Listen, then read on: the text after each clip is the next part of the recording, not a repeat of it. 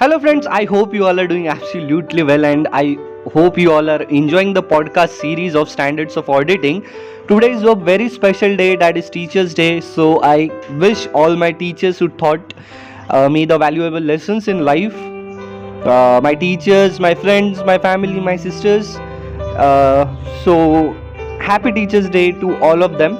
So, today I will teach you a very short and simple essay, that is essay 265, communicating deficiencies in internal control to TCWG and management. Sir, what is this TCWG? TCWG is those charged with governance. Okay, first of all I will tell you what this essay tells us about in my language, in Hindi, in short and simple words. ये ऐसे हमें ये बताता है कि deficiencies in internal control का मतलब क्या होता है, हमें टीसीडब्ल्यूजी को कैसे कम्युनिकेट करना है, मैनेजमेंट को कम्युनिकेट कैसे करना है, और डेफिशिएंसीज इन इंटरनल कंट्रोल है इसके इंडिकेटर्स क्या है, ये आपको सीखना है इस ऐसे में. बहुत ही शॉर्ट एंड सिंपल ऐसे है. तो डेफिशिएंसीज इन इंटरनल कंट्रोल मतलब क्या? तो इंटरनल कंट्रोल हम क्यों लगाते हैं? क्योंकि ऑर्गेनाइजेशन में फ्रॉड ना हो, एरर ना हो, मिसस्टेटमेंट्स ना हो फाइनेंशियल स्टेटमेंट्स में. तो डेफिशिएंसीज इन इंटरनल कंट्रोल का सीधा सीधा मीनिंग है कि अगर इंटरनल कंट्रोल में इनएबिलिटी है टू प्रिवेंट, डिटेक्ट और करेक्ट द मिसस्टेटमेंट्स, तो उसे हम बोलेंगे डेफिशिएंसीज इन इंटरनल कंट्रोल.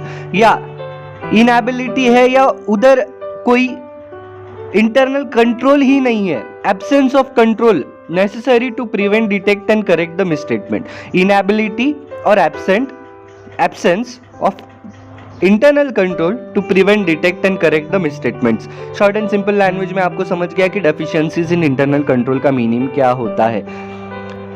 तो हम आइडेंटिफाई कैसे करेंगे? आइडेंटिफाई हम करेंगे हमारे वर्क डन के बेसिस पे. हमने जो काम किया है फाइनेंशियल स्टेटमेंट्स पे, उस पे हमें कुछ डाउट आ रहा है, प्रोफेशनल स्केप्टिसिज्म, हमें ऑलवेज ये एटीट्यूड रखना है, being alert to any conditions that may cause possible misstatements due to fraud और एरर. उसकी डेफिनेशन मैंने पहले के ऐसे में आपको बताई है. तो determine whether on the basis of work done any you can any identify any deficiencies in internal control. Okay, उसके बाद डिटरमाइन वेदर इंडिविजुअली और in combination they constitute a significant deficiencies. अकेले में या ऐसे छोटे डेफिशिएंसी में हमें कोई एक सिग्निफिकेंट डेफिशिएंसी नज़र आ रही है या नहीं. तो अभी तक आपको समझ गया कि मतलब डेफिशिएंसी छोटी छोटी होके बड़ी हो सकती है, मिलाकर सब, या डिटरमाइन करना पड़ेगा अपने काम करने के बेसिस पे कि कोई डेफिशिएंसीज इंटरनल कंट्रोल में है या नहीं. तो उसके बाद आपको इंडिकेटर्स मैं बताता हूँ. कुछ इंडिकेटर्स है कि आपको कुछ एविडेंस मिला है कि कंट्रोल इनएफेक्टिव है डेफिशिएंसीज फाइंड करने में. सेकंड, रिस्क असेसमेंट प्रोसीजर है वो एब्सेंट है या इनएफेक्टिव है. थर्ड, मैनेजमेंट रिस्पॉन्स जो दे रहा है आइडेंटिफाइड सिग्निफिकेंट रिस्क को, वो बहुत पुअर है या इनएफेक्टिव है.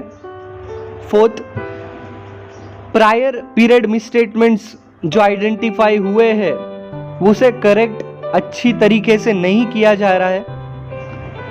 फिफ्थ, मैनेजमेंट फाइनेंशियल स्टेटमेंट्स को जो प्रिपेयर कर रहा है वो इनएफेक्टिव है या वो उतना नॉलेज लेके नहीं बना रहा है, स्टैंडर्ड्स को मद्देनज़र रखते हुए, फाइनेंशियल रिपोर्टिंग फ्रेमवर्क को मद्देनज़र रखते हुए.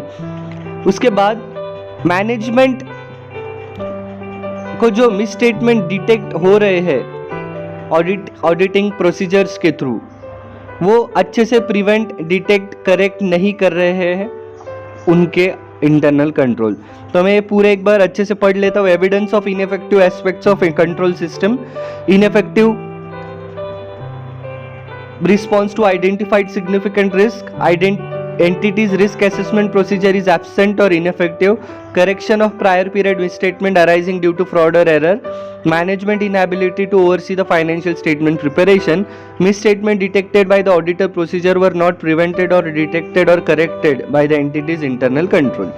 ऑडिटर्स की रिस्पॉन्सिबिलिटी क्या है? ऑडिटर्स की रिस्पॉन्सिबिलिटी है इसे हम कम्युनिकेट करना है in writing to TCWG and management. TCWG को सिर्फ सिग्निफिकेंट डेफिशिएंसीज कम्युनिकेट करना है और मैनेजमेंट को सिग्निफिकेंट एंड अदर डेफिशिएंसीज, सब डेफिशिएंसीज आपको कम्युनिकेट करना है. Okay, content of communication. Communication में आपको क्या क्या कम्युनिकेट करना है? Description of deficiencies, explanation of their potential effect, significant information to explain that the purpose of audit is to express an opinion and internal control is evaluated to design further audit procedure. आपको उन्हें बताना है कि deficiencies कौन से है, उसके potential effect क्या होने वाले हैं और उन्हें हमें क्लियर टर्म्स में बताना है. ऑडिट का मोटिव आपके कंट्रोल सिस्टम को करेक्ट करना नहीं है, पर उस पर हमें ओपिनियन देना है. आप आगे की जानो उसे करेक्ट करना है या नहीं, हम उस पर कमेंट करने वाले हैं, उस पर ओपिनियन आपको देने वाले हैं. Okay, so thank you so much. अभी आपको ये शॉर्ट एंड सिंपल ऐसे पसंद आया होगा तो प्लीज़ लाइक करिए, शेयर करिए आपके दोस्तों के साथ who are going to appear in this exam right now. And once again happy teachers day to all. Keep smiling and study hard guys.